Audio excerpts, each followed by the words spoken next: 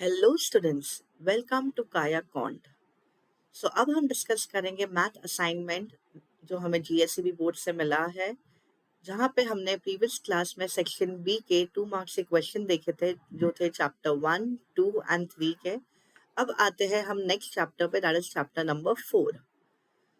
आइए हम शुरू करते हैं। Question number 1, for each of the points given below, check whether it is a solution of equation 3y minus 2x which is equal to 1 or not. इसमें दो part है। हमारा फर्स्ट पार्ट है 2√2, 3√2। अब क्वेश्चन बोलना क्या चाह रहा है कि मेरे पास एक इक्वेशन है, ये मेरा लीनियर इक्वेशन है बिकॉज पावर 1 है, 3y minus 2x is equal to 1। Basically ये जो मेरे को दिया है ये मेरे कोऑर्डिनेट्स है, एंड हमें पता है हमारा जो फर्स्ट वैल्यू दिखता है, फर्स्ट नंबर, वो मेरा x कोऑर्डिनेट होता है, सेकंड वैल्यू मेरा y कोऑर्डिनेट होता है। तो मुझे चेक करना है कि ये जब मैं वैल्यूज पुट करती हूँ मेरे इक्वेशन में, तो क्या मेरा ये राइट हैंड साइड का जो वैल्यू है वो इसके इक्वल आता है कि नहीं आता है। अगर वो इक्वल है तो ये वाला जो मेरा क्वेश्चन है, मेरे जो कोऑर्डिनेट्स है, वो मेरा सोल्यूशन होगा।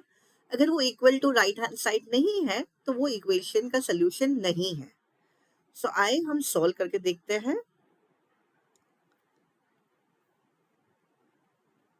हमारा इक्वेशन क्या है, 3y minus 2x which is equal to 1, and we have to check हमारा x का वैल्यू क्या हो जाएगा 2√2 एंड y का वैल्यू क्या लोगे आप 3√2।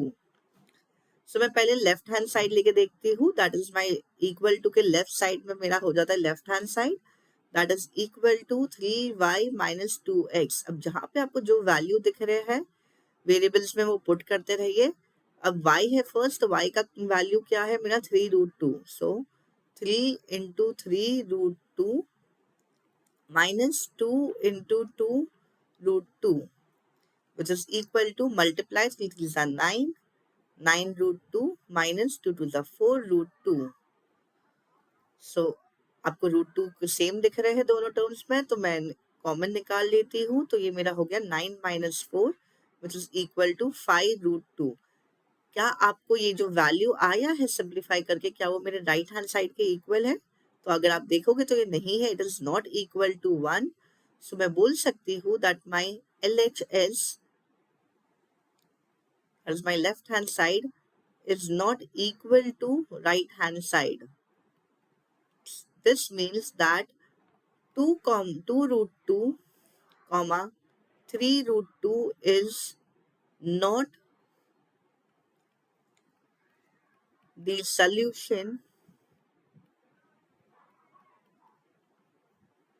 of 3y minus 2x is equal to 1। अब हम इसके सेकेंड पार्ट पे देखते हैं। हमारा सेकेंड पार्ट है that I have my coordinates as x का वैल्यू -1/2 है, y का वैल्यू 0 है। मैं इक्वेशन लिख लेती हूँ वापस, 3y minus 2x which is equal to 1। x का वैल्यू है -1/2 एंड y का वैल्यू है 0। वापस हमें चेक करने के लिए मैं left hand side and right hand side लेके करूंगी। 3y minus 2x, y के जगह पे मैं 0 सब्सटीट्यूट करूंगी एंड x के जगह पे मैं -1/2 सब्सटीट्यूट करूंगी। 3 into 0 is 0, minus minus plus 2 into 1/2, 2 and 2 gets cancelled। मेरे पास क्या बचेगा, 0 plus 1 which is equal to 1, which is equal to my right hand side if you see now। it is equal to RHS।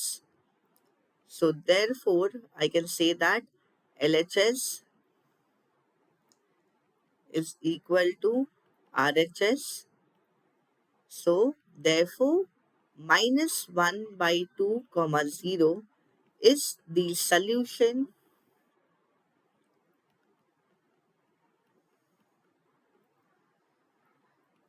of 3y minus 2x which is equal to 1। I hope आप लोग को समझ में आया है ये question. जब भी आपको चेक करना है कि ये सोल्यूशन मेरा इक्वेशन का है या नहीं है, आप बस वो x एंड y कोऑर्डिनेट को लेके आप सब्स्टिट्यूट कर दो आपके साइड में, वो आपका दूसरे साइड के इक्वल आना चाहिए।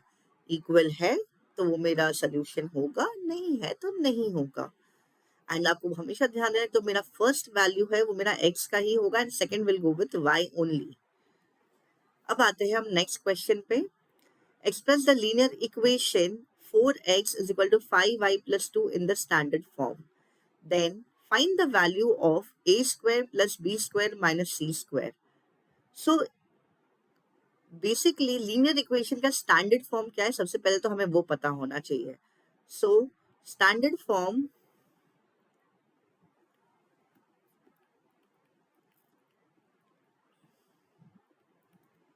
Of linear equation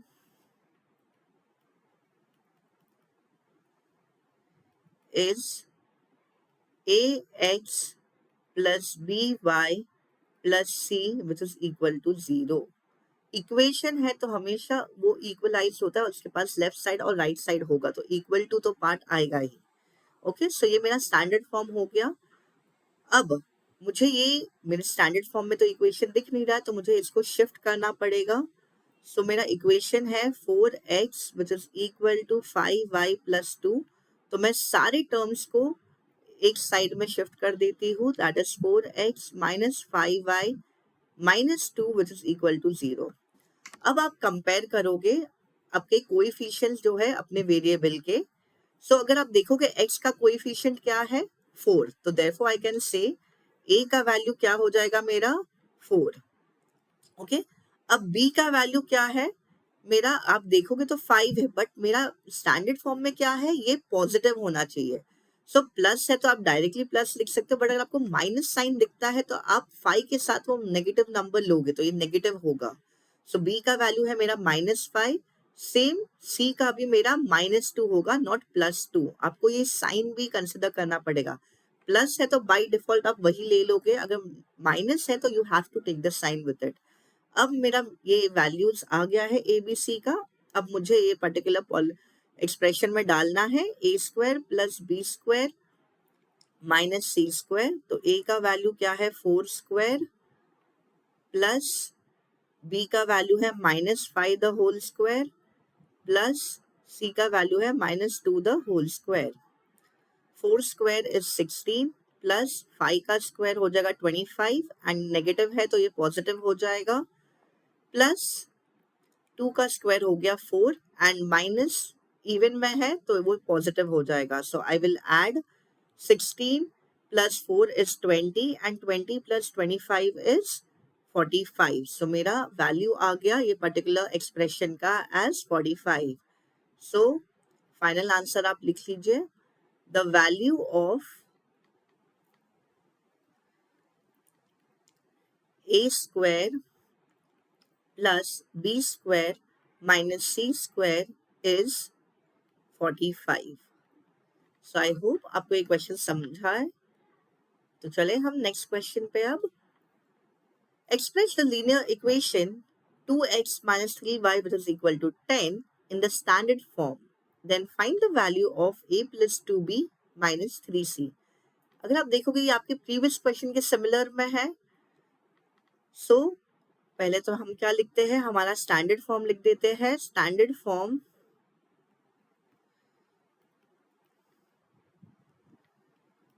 of linear equation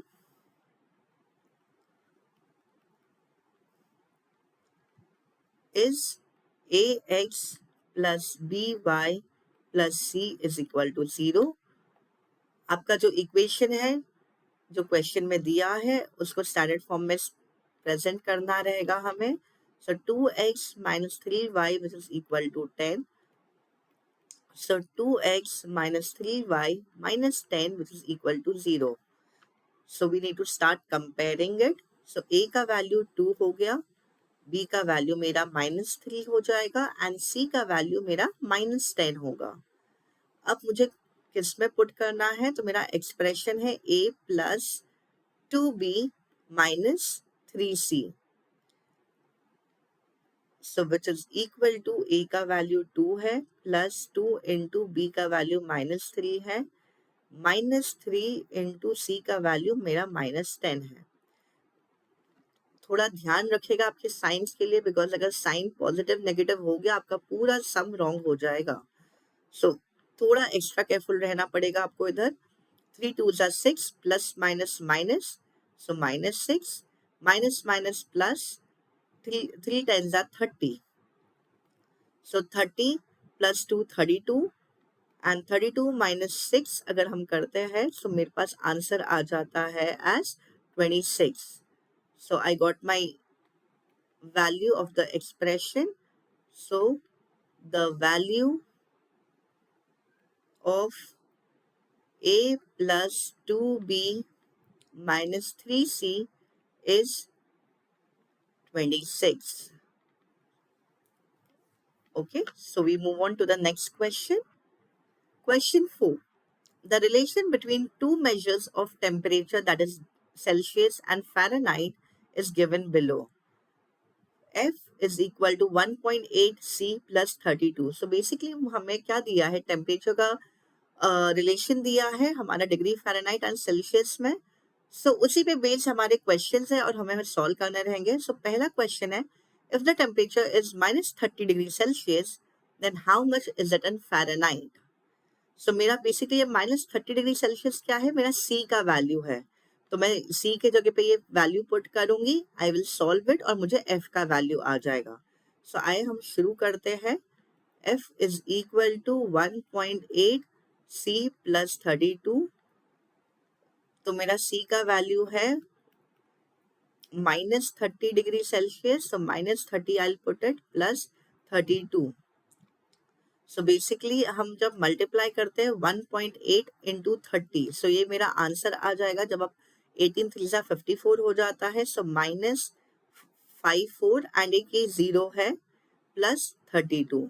but आप ये जीरो को ऐसे ही नहीं छोड़ेंगे, आपके पास एक डेसिमल पॉइंट भी है, तो पीछे से एंड से आपका डेसिमल पॉइंट ऐड हो जाएगा. अगर आप कंफ्यूजन होता है इसमें, तो आप अपना नॉर्मल मल्टीप्लिकेशन कर सकते हैं. 30 into 1.8, so 0 8s are 0, 8 3s are 24. I put across 0 1s are 0 and 3 1s are 3. Added 0 4 3 plus 2 5, so 540 आ गया. मेरे पास डेसिमल के बाद कितना नंबर है, सिर्फ एक नंबर है. सो फ्रॉम बिहाइंड मैं एक नंबर के पहले डेसिमल पॉइंट डाल दूंगी. सो मेरा हो जाएगा 54.0. अब ऐड कर देती हूँ मैं. f is equal to -54 plus 32. अब माइनस प्लस माइनस हो जाता है. सो बेसिकली 54 माइनस 32 मेरा कितना हो जाएगा. सो 4 minus 2 2 and 5 minus 3 is 2. Minus and 0.0 को आप नहीं लिखोगे तो भी आपका चलेगा. सो बेसिकली मेरा फ़ारेनहाइट में कितना हो जाएगा, इट इज -22 डिग्री फ़ारेनहाइट. सो जब मेरा टेम्परेचर -30 डिग्री सेल्सियस होगा तो मेरा तब टेम्परेचर होगा -22.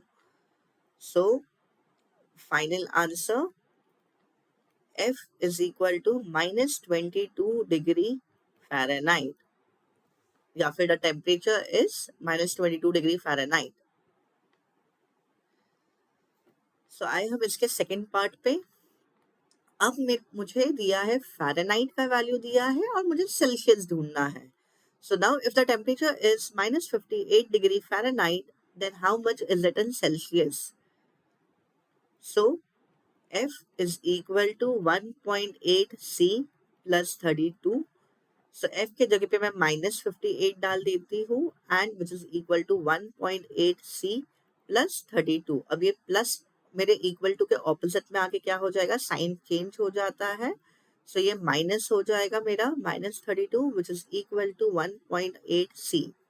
माइनस माइनस प्लस और sign of the greater number क्या हो जाएगा, माइनस. सो मेरा ये क्या हो जाएगा, -90 which is equal to 1.8 C. अब मुझे C का वैल्यू चाहिए, तो ये 1.8 को मैं डिफरेंट दूसरे साइड पे शिफ्ट करूंगी. तो इधर मल्टीप्लिकेशन है, कोई भी साइन नहीं है, मतलब उसके बीच में क्या है, मेरा मल्टीप्लिकेशन का साइन है. सो मैं इधर शिफ्ट करके कहाँ क्या हो जाएगा, division. 90 upon 1.8 which is equal to C. So C का वैल्यू क्या हो जाएगा मेरा, पहला जब भी आपके पास डेसिमल होगा डिवीजन में तो कन्वर्ट कर दो नॉर्मल फ्रैक्शन में, तो इजी हो जाएगा कैलकुलेशन. -90 नंबर को वैसे ही लिख दो, 18 अब डेसिमल के बाद कितना नंबर है, एक नंबर है। सो हमेशा आप ऑपोजिट साइड में डालोगे, तो ये जैसे डिनोमिनेटर में है तो ऑपोजिट में आप न्यूमरेटर में 0 लिखोगे एंड 10। बेसिकली डेसिमल के बाद 1 नंबर है तो आप मल्टीप्लाई बाय 10 करोगे, बट कहाँ पे, ऑपोजिट साइड पे। जैसे डिनोमिनेटर है तो न्यूमरेटर में, न्यूमरेटर है तो डिनोमिनेटर में। सब सिंप्लीफाई कर देते हैं, 18 वन सा 18 फाइव सा। सो सी का वैल्यू क्या है, -5 into 10 which is equal to -50। So basically अब मैं फाइनल आंसर लिख सकती हूँ, the temperature is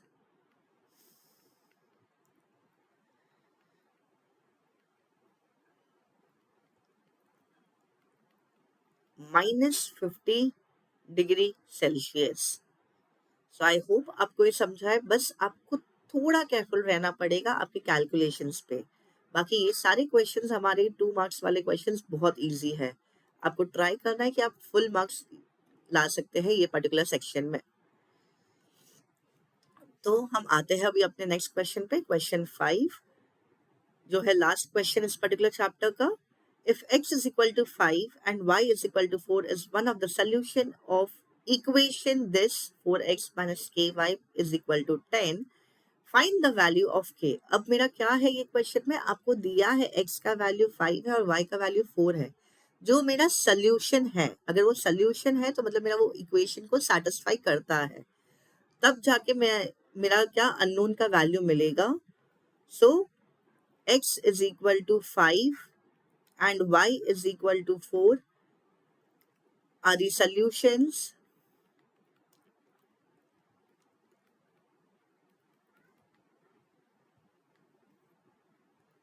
of 4x minus ky which is equal to 10।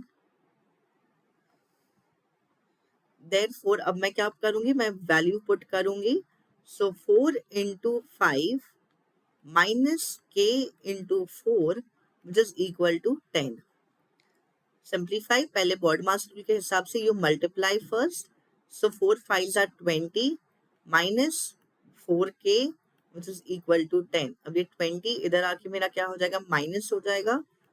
So minus 4k is equal to 10 minus 20 minus 4k which is equal to 10 minus 20 कितना बचेगा मेरा, -10। ये divide में चले जाएगा। So -10 upon -4, minus and minus gets cancelled. अब 10 upon 4, 10 तो completely 4 के टेबल में नहीं जाता है।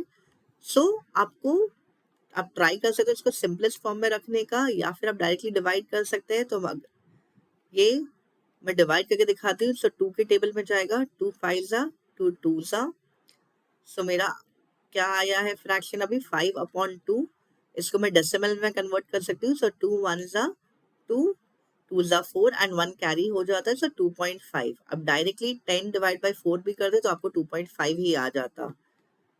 सो मेरा k का वैल्यू हो गया 2.5। सो आपका फाइनल आंसर लिख लीजिए, the value of k is 2.5।